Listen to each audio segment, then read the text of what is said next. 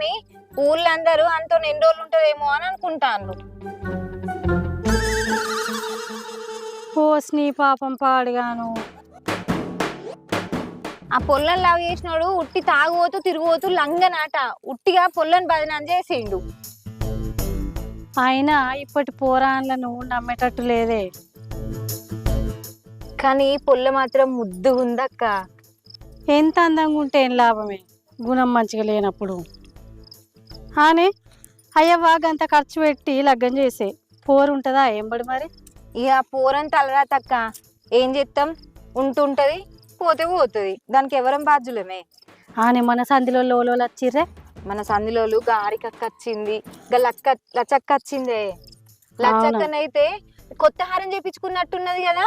అది బ్యాంక్ లో పెట్టుకున్నాను చెప్పింది, కానీ మొన్న నేను పైసలు అడిగితే అగో మరి మొన్న పెళ్లికి వేసుకొచ్చుకున్న నగలెక్కడే మరి.